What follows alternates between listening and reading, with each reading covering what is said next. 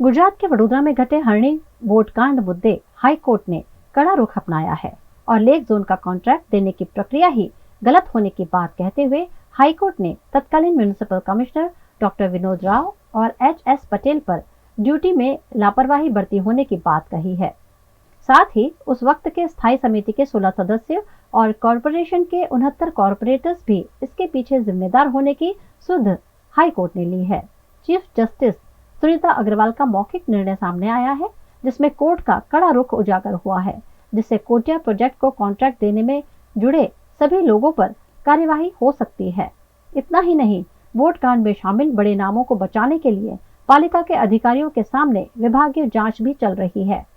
Municipal commissioner ने कार्यकारी engineer Rajesh Chauhan, पूर्व जोन के अस्थायी कार्यकारी इंजीनियर परेश पटेल और इंजीनियर जिगर सयानिया के खिलाफ विभागीय जांच करवाई है, जिसमें तीनों इंजीनियर्स दोषी साबित हुए हैं, जबकि इंजीनियर परेश पटेल को एक ग्रेड डाउन करने पर शो कोज नोटिस दिया गया है, जबकि जिगर सयानिया को 2 इंक्रीमेंट रोकने की नोटिस दी गई है।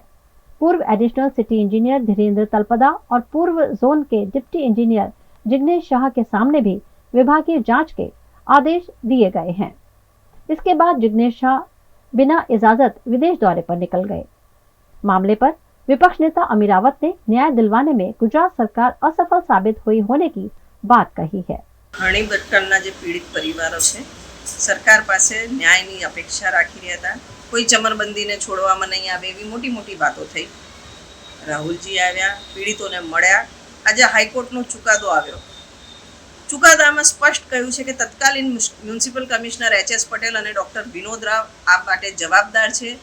જે રીતના બિન અનુભવી ઇજારદારને કોન્ટ્રાક્ટના તમામ ક્લોઝ વાયોલેટ કરીને ટેન્ડરમાં ક્લોઝને વેરિએશન્સ કરીને જે રીતના કામ આપવામાં આવ્યું છે આમાં ભ્રષ્ટાચાર ભરપૂર થયો છે। કોર્પોરેશનને કરોડોનું નુકસાન કરાવ્યું, ઇજારદારને ફાયદો કરાયો। ચોક્કસ આની પાછળ કોઈ મોટા રાજકીય માથાઓ ઇન્વોલ્વ હોય જેમના सूचना अनुसार आ कार्यवाही करवामां आवी होय। फक्त म्युनिसिपल कमिश्नर श्री जाते करे अमे तो दरेक पगले आ बाबते ध्यान दोरेलुं छे। जो कोई राजकीय दबाण अने राजकीय पीठबळ न होय तो आ रीतना निर्णय म्युनिसिपल कमिश्नर श्री पोते ना लई शके। तो अमारी हवे डिमांड ए छे के ज्यारे राज्य सरकारे तो आ कमिश्नर्सने बचाववानो बी प्रयत्न करेलो, उपला अधिकारीओने बी बचाववानो प्रयत्न करेलो, कोर्टे टकोर करेली के जे रिपोर्ट आप्यो छे अर्बन डिपार्टमेंटे ए रिपोर्ट कोर्टे फगावी काढ्यो ने फरीथी रिपोर्ट आपवानी वात करी। आ तमाम वच्चे स्पष्ट थाय छे के राज्य सरकार आमां कोईने बचाववानो प्रयत्न करी रह्या छे।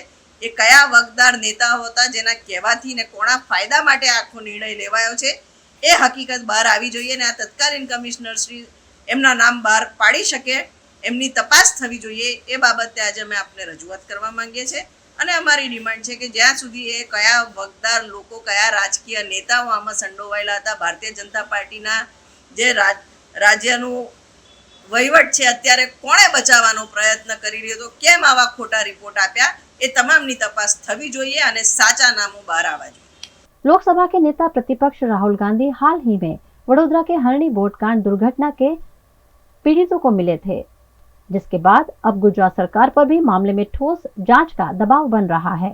ऐसे में इस मामले पर जल्द से जल्द दोषियों पर कार्यवाही की उम्मीद लगाई जा रही है।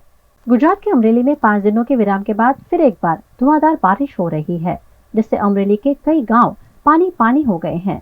बरसाती माहौल के बीच खेतों में भी पानी भर गया है। भारी बारिश के चलते स्थानीय नदी नाले उफान पर हैं। सोनारिया से मोटा गोखरवाला गांव को जोड़ती सड़क पर पानी भर जाने से वाहन चालक भी परेशान हो रहे हैं। वैसे अच्छी बारिश के चलते उमस और गर्मी से लोगों को राहत मिली है। वहीं किसान भी फसल लेने में जुट गए हैं।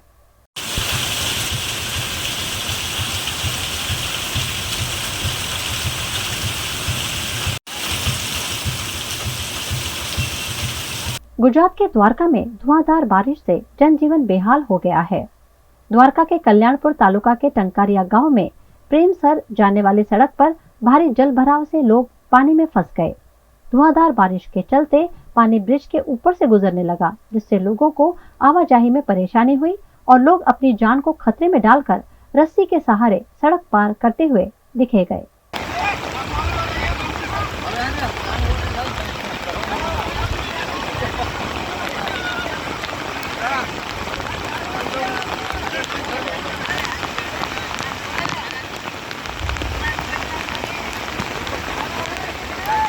कच्छ के नखत्राना से भी कुछ ऐसी ही तस्वीर सामने आई, जिसमें उखेड़ा निकट नदी के तेज बहाव में एक कार फंस गई। भारी बारिश के चलते कार पानी में बहती हुई नजर आई। इस कार में सवार व्यक्ति को गांव के सरपंच समेत के स्थानीय लोगों ने जैसे तैसे बाहर निकाला। नदी पार करते समय पानी के तेज बहाव में ये कार फंस गई, जिसका वीडियो भी सामने आया है। भारी बारिश के चलते कच्छ में भी जनजीवन काफी प्रभावित हुआ है। 26 जुलाई को मनाए जाने वाले कारगिल विजय दिवस की 25वीं एनिवर्सरी के मौके पर गुजरात के सूरत से कारगिल विजय ज्ञान यात्रा 2024 का विशेष आयोजन किया गया है, जिसमें भारतीय सेना की सेवानिवृत्त अधिकारी कैप्टन मीरा दवे और सिद्धार्थ दवे 5000 किलोमीटर की रोड यात्रा पर निकले हैं, जो गुजरात, राजस्थान, पंजाब और जम्मू कश्मीर होते हुए कारगिल के द्रास पहुंचेंगे और वहां 26 जुलाई को होने वाले भव्य समारोह में शामिल होंगे, जिस पर कैप्टन मीरा दवे और सिद्धार्थ दवे ने जानकारी दी।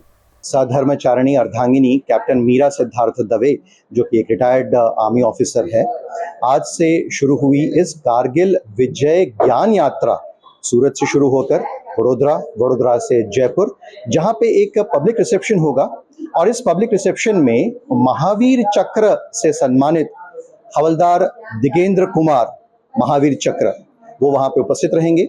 ग्रासरूट मीडिया फाउंडेशन और fans forum for awareness of national security के माध्यम से वहां पे पब्लिक रिसेप्शन है। तत्पश्चात भारतीय सेना के द्वारा, इंडियन आर्मी के द्वारा पाकिस्तान राजस्थान बॉर्डर श्री गंगानगर के पास एक लोकेशन है, जहां पे इंडियन आर्मी ऑर्गेनाइज कर रहा है एक पब्लिक रिसेप्शन, जो वहां की बहनों को कैप्टन मीरा संबोधित करेंगी। तत्पश्चात भटिंडा, बरनाला होते हुए अमृतसर जाएंगे। अमृतसर के बाद जम्मू, जहां पे सेंट्रल यूनिवर्सिटी जम्मू में एक कार्यक्रम रखा गया है। मैं और मेरे पतिदेव श्री सिद्धार्थ दवे जी, हम एक यात्रा का आयोजन हमने किया है, कारगिल विजय ज्ञान यात्रा। यह यात्रा मैं और मेरे पतिदेव हम साथ में अपनी गाड़ी में सूरत गुजरात से लेके जयपुर, लालगढ़ जट्टा जो श्री गंगानगर में स्थित है पाकिस्तान राजस्थान बॉर्डर के पास, वहां से भटिंडा, बरनाला, अमृतसर, जम्मू, श्रीनगर से होते हुए द्रास में 26 जुलाई 2024 को द्रास वॉर मेमोरियल में इसका समापन होगा। ये यात्रा का मूल उद्देश्य है 25 वर्ष जो कारगिल युद्ध को हुए हैं उसको हमारी श्रद्धांजलि देना, हमारे जो वीर ने वीर गति प्राप्त की है इस कारगिल युद्ध में उनको श्रद्धांजलि देना, और साथ ही में जो हमारे नागरिक हैं, हमारे देश के युवा हैं, उन पे ये अवेयरनेस फैलाना कि कैसे इस कारगिल युद्ध में हमारे वीरों ने अपना बलिदान दिया, जिनकी वजह से आज हम खुल के सांस ले पा रहे हैं, और साथ ही में एक नागरिक होने का कर्तव्य निभाना, जिसमें आप एक प्रथम सैनिक का कर्तव्य निभा सकते हैं। अपने आजू बाजू में जो हो रहा है उसमें सतर्क रह के, अपने आँख कान खुले रख के इसका आप अपना योगदान दे सकते हैं भारत की इंटरनल सिक्योरिटी में। इस पूरी यात्रा के दौरान जहां बीच में स्टॉप्स हो रहे हैं, वहां जयपुर में हवलदार दिगेंद्र कुमार जो महावीर चक्र से सम्मानित है कारगिल युद्ध में, वो भी इस यात्रा को शुभाशीष देंगे। उसके आगे लालगढ़ जट्टा में आर्मी के द्वारा आयोजित एक कार्यक्रम भी है, जहां पे हम वहां के लोकल से मिलकर अवेयरनेस करेंगे, और सेंट्रल यूनिवर्सिटी जम्मू में भी हम छात्राओं से इस यात्रा को आगे बढ़ाने के लिए मिलेंगे।